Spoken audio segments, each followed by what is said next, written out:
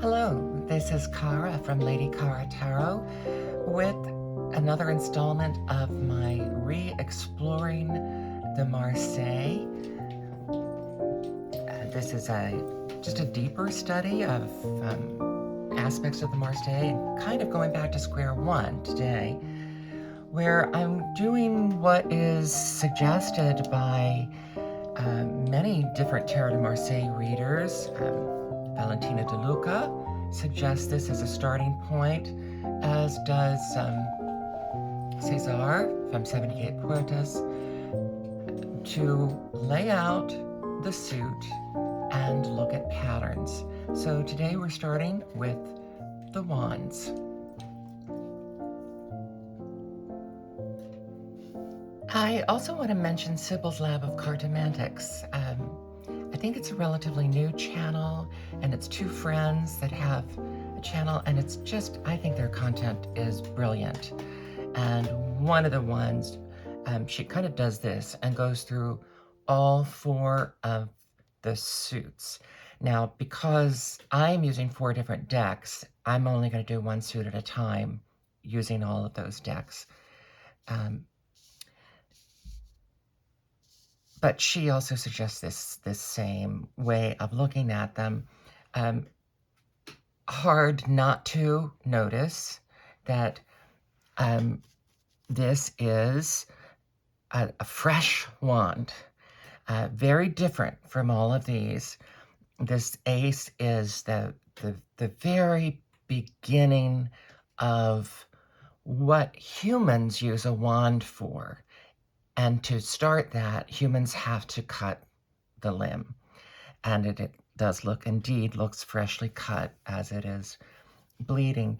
Interesting that this hand seems to be coming like from the sun, from that energy and power of the sun breaking through to grab this wand with perhaps a ruff around the wrist.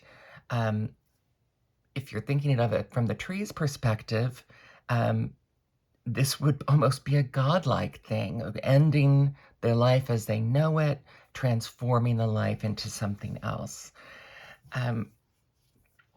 Now, one of the things that Conver Ben-Doav does in his book is to have a chart talking about the different meanings of each one of the minor suits.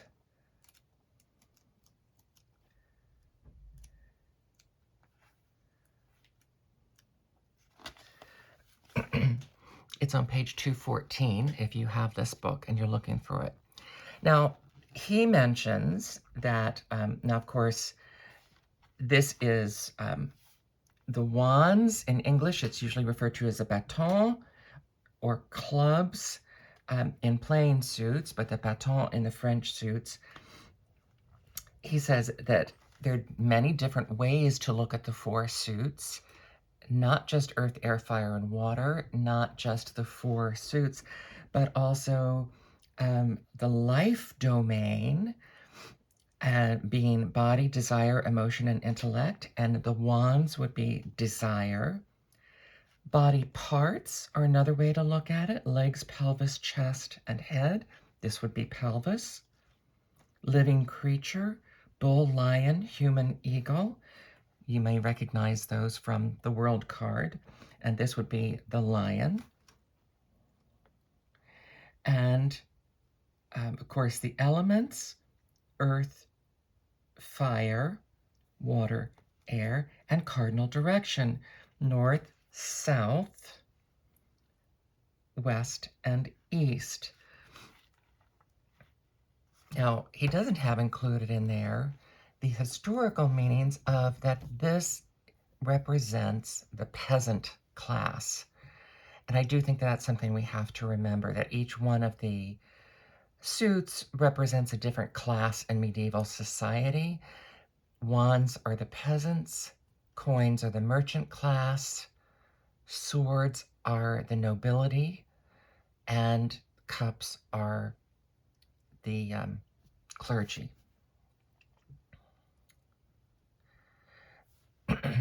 So we're talking about the peasant class that would be cutting down wood and turn it into useful objects. And then we just want to kind of go through and see, what do we see? We see kind of like an open, free form.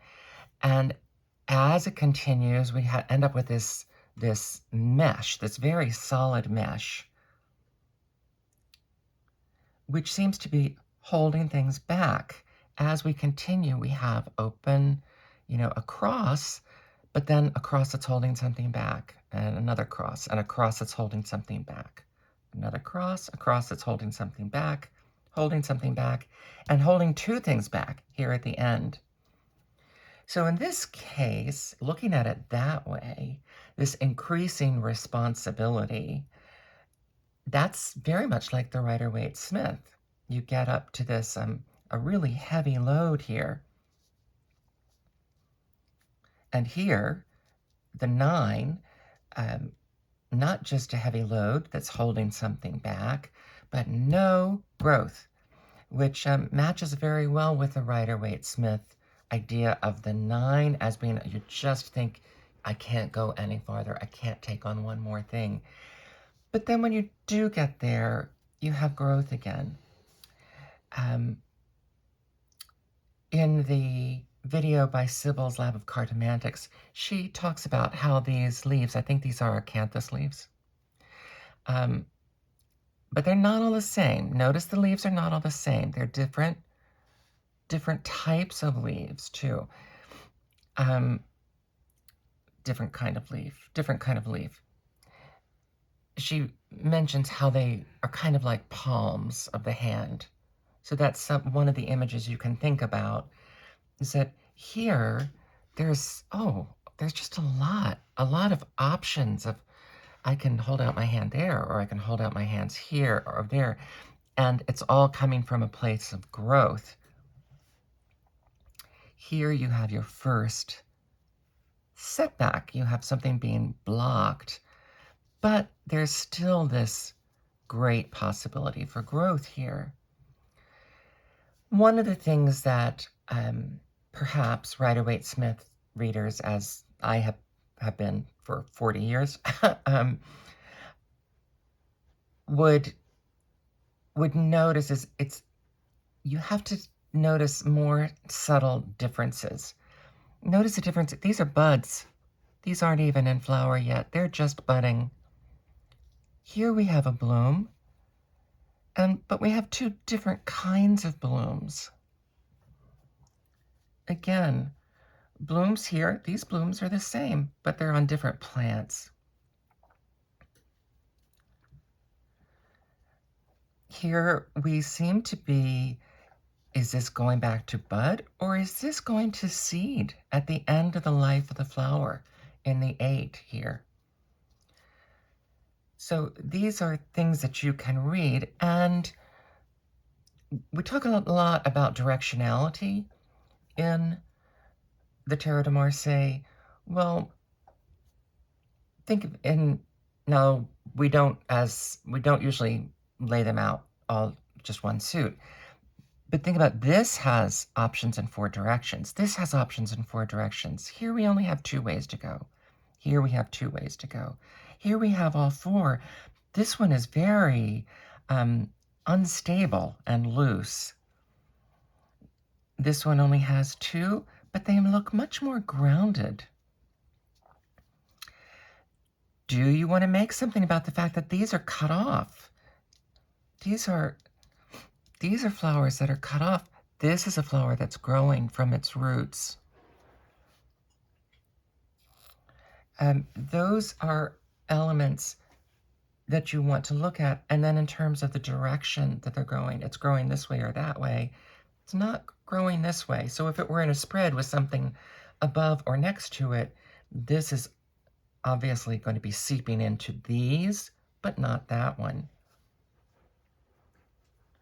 If it were here, you want to note that the plant that's going in this direction has been cut off. It has no further growing potential. Same thing with these. This one can grow in all 4 directions because you're just at the start of things. And once again here, even though you're completely tied in, you're completely locked in, think about, again, peasant class. What happens when you're the person in the workplace who can handle things really well? You keep getting given more and more and more responsibilities. And here, you've been given a lot of responsibilities. And while this feels overburdened, there's nowhere to go. You're just handling it as best you can. Here, you've realized you can handle it and you can start growing out again, very much like a new seedling.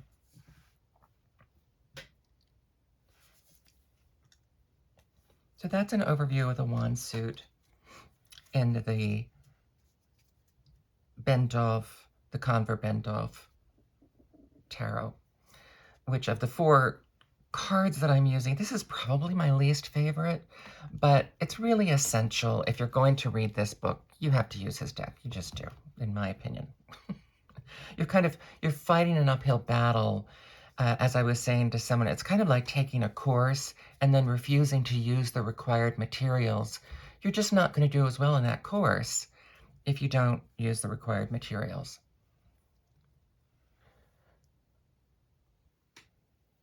Next, we have Los Scarabæos Classic Tarot. This is one of their versions of the Soprafino, a much more elaborate tarot, much more elaborate illustrations. One of the things I didn't mention last time is one of the things you want to think about with the working class, associating this with the working classes, what are the things that the working class are using batons for? They may be using them as canes for support. They may be using them as fence posts or very practical items around the home. They may be using them for legs for a chair. They may be using them as a weapon because in general, the peasant class did not have swords. They didn't have armor. They would have been using batons as a weapon. So you have all of that variety of how it was used.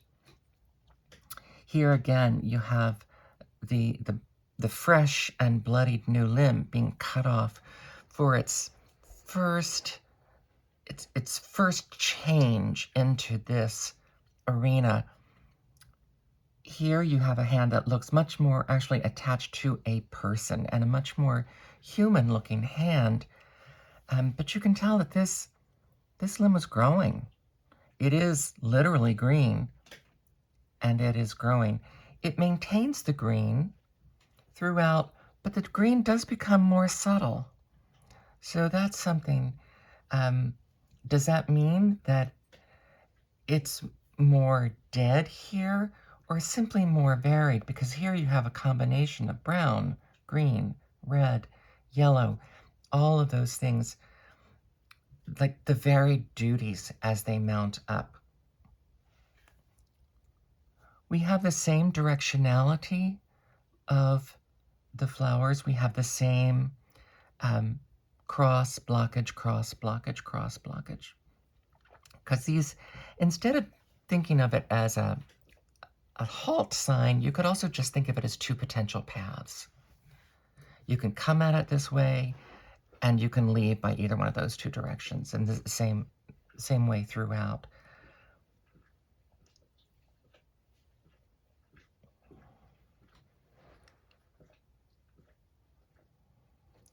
These also could equate to possessions. For the working class, think about us with our multitude of tarot cards. For the working class, having 2 of something could be quite a lot. They had to make it themselves from this. And so when they amass this many, yes, it's, pardon all the licky sounds. My dog is behind me licking herself.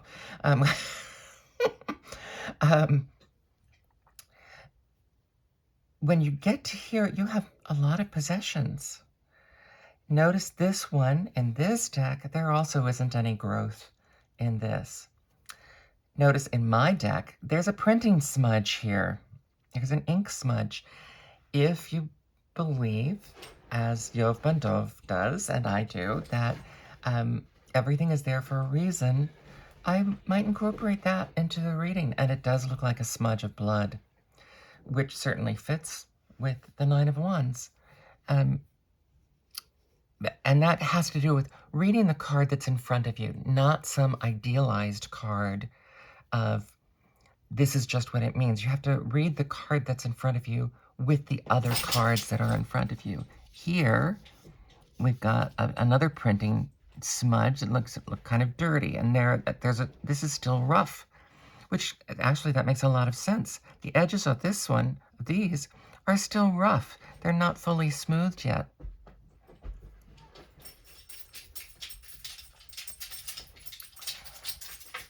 We can look at the differences in the growth. Again, here, notice, these still have their rooting here. So these are more lively. You don't have them chopped off at the end. These two are chopped off. They have been clipped off of the bush.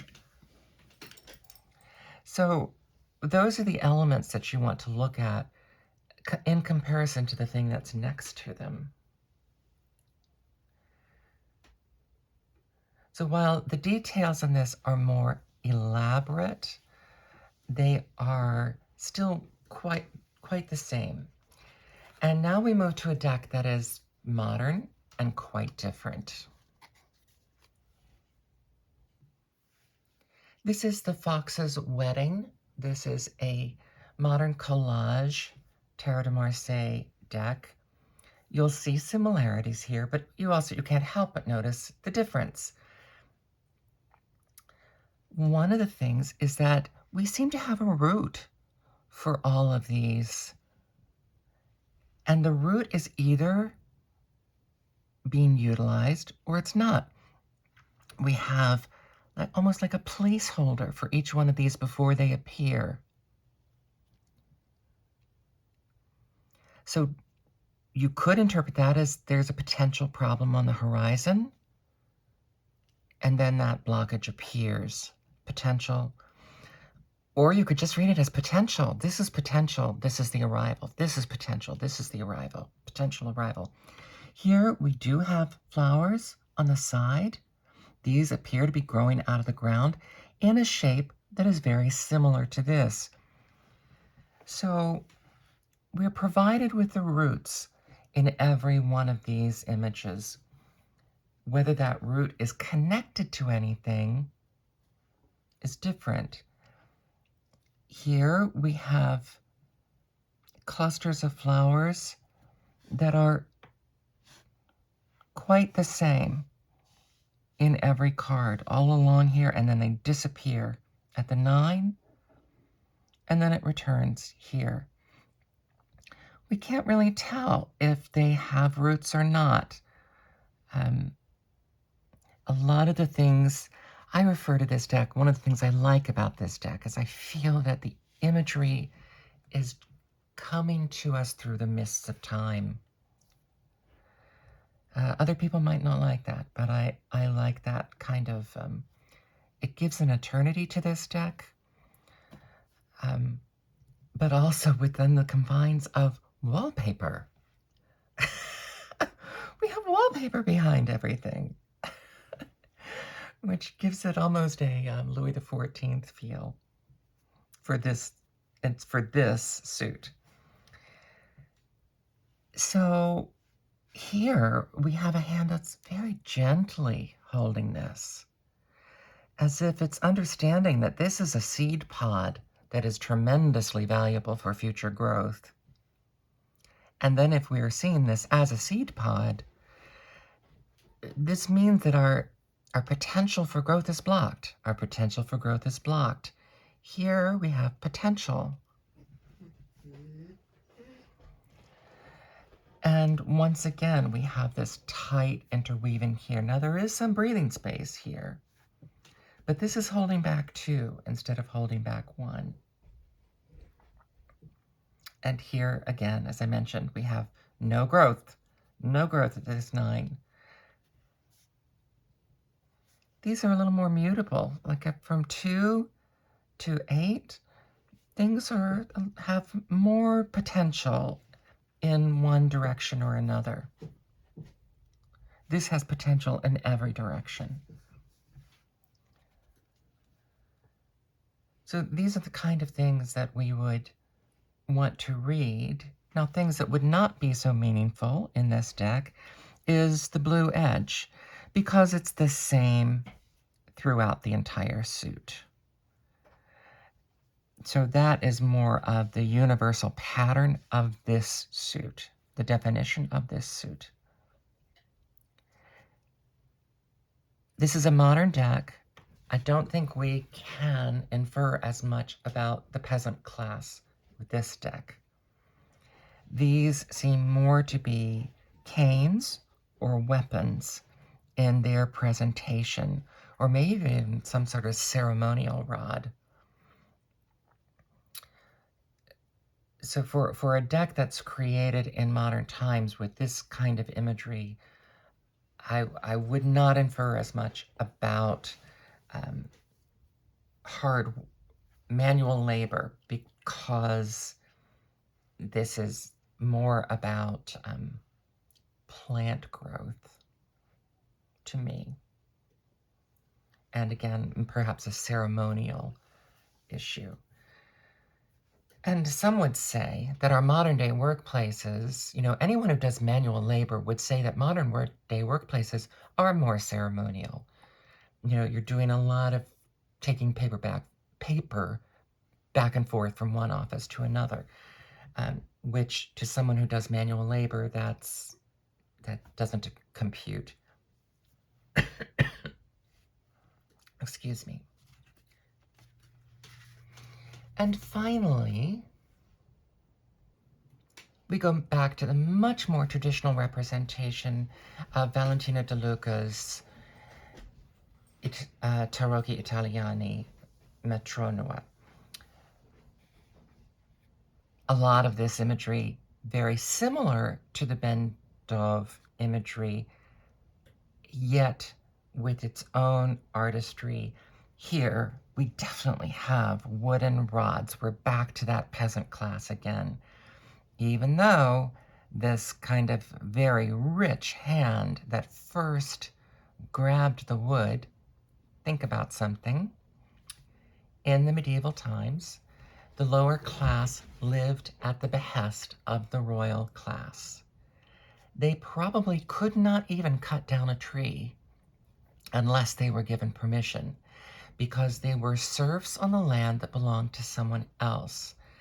So if a tree was marked out as being ready to be felled, they would have had permission. Stop. They would have had. Are you done? Be quiet now. They would have had permission for cutting it. Here, this looks more like seasoned wood.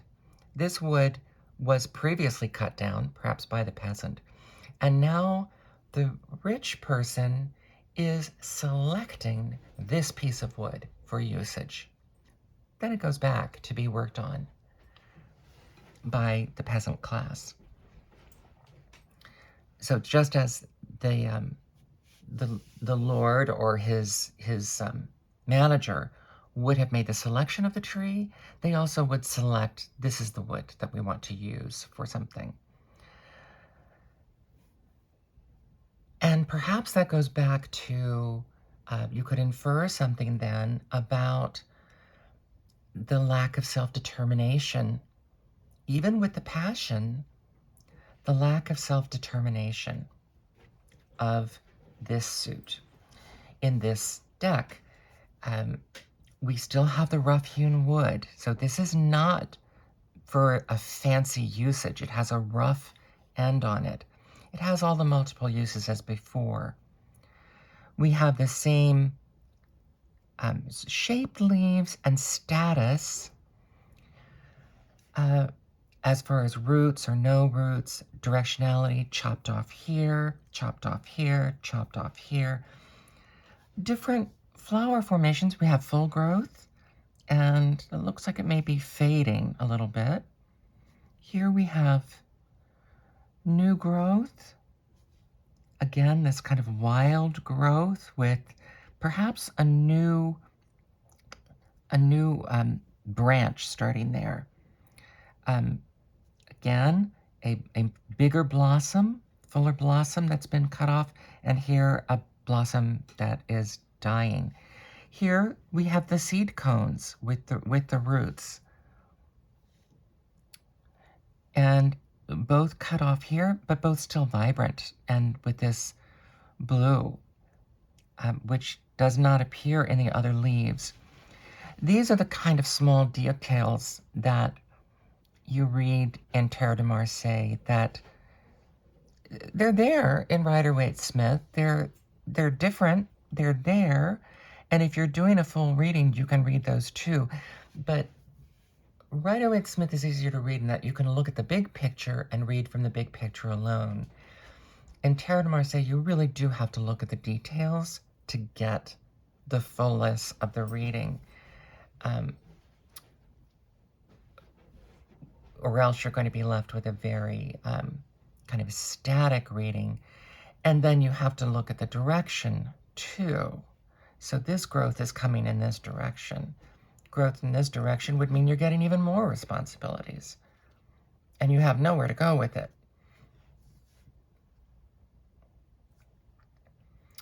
And interesting that here, this wand is chopped off in the middle. It is fully integrated into the rest of what's going on there. Here, and here, the wand continues. It is woven in, but it's not set in. And here it's set in, giving a lot less potential for movement. Here, it's so well integrated that we can't tell whether it's woven in or whether it has just blended in. Because now suddenly we have this sea of blue in the middle, as if everything is just blended together.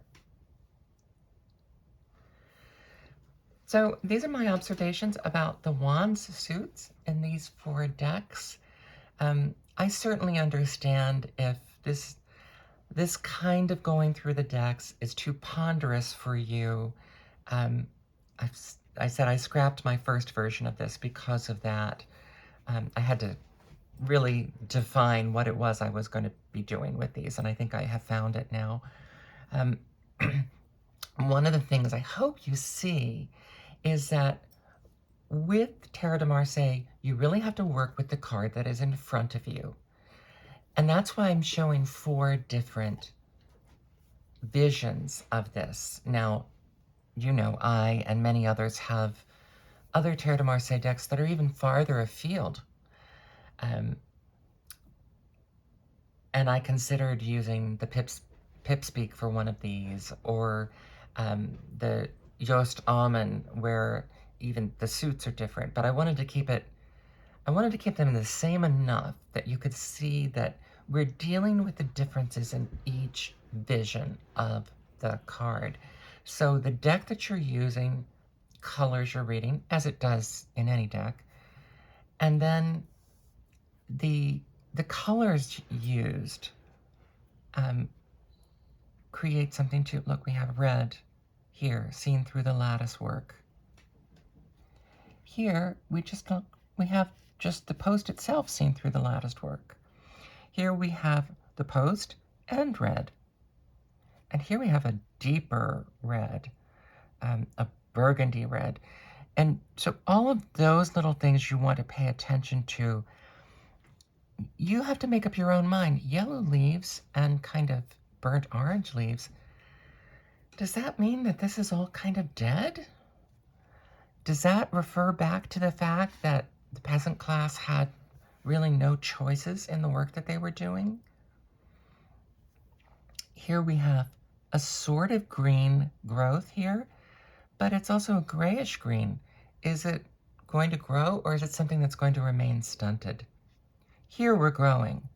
Here we have red turning into yellow, and there are a lot of plants that grow that way. They start with a darker color at the base and then blossom forward and then become green in the sunlight. So those are the kind of things you have to think about when you're reading this. Does the purple mean something here? And then we get into reading with color. Not only does the purple mean something about the growth of the leaves, but this is one of the few cards in this suit that has actual purple. There's purple, there's a purple flower. The bases of these are purple, and that's kind of it for purple. Maybe the seed pods. So then we get into our color theory and using a layer of coloring as we talk about these cards. So that's the wand suit. I hope this has been useful for you as you re-explore your Marseille decks. This is Cara from Lady Cara Tarot. Thank you.